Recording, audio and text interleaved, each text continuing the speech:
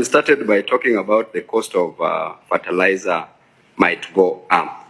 And we know that there are three sectors that contribute to an economy. That is the service industry that contributes around approximately 65%.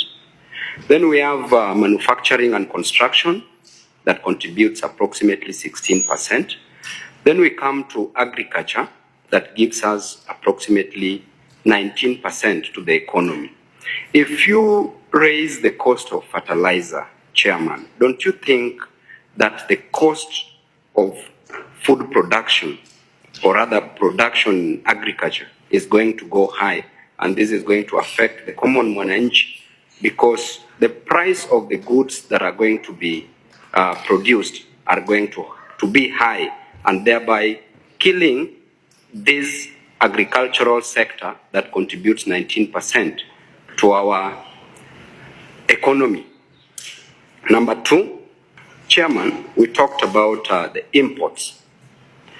Kenya currently imports approximately 80% of all the goods that we consume, ranging from toothpick to tissue papers that we can locally produce, going to foodstuffs and other goods that we import. The moment we encourage importation, you know that we encourage foreign absorption, where money will end up in other economies instead of building our economy.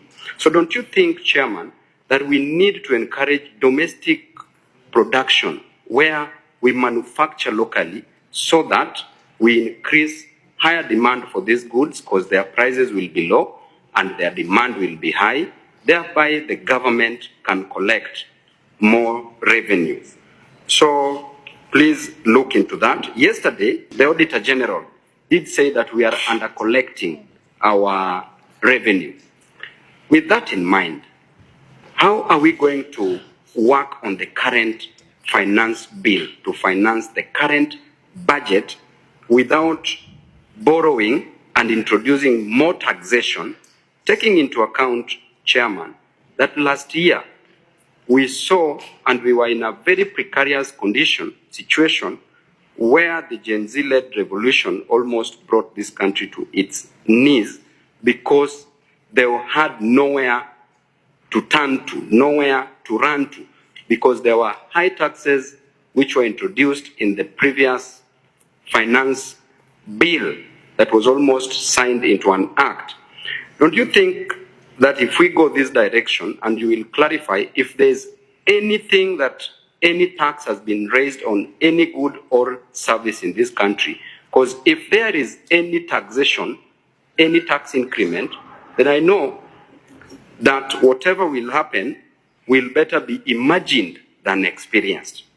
Lastly, on the pay, you did talk about an increment in pay. That was one of the avenues that led to where we get our revenues, that there's an increment. This increment, is it as a result of that there were more number of jobs created by the government, or there was high taxation increment in pay? Otherwise, thank you.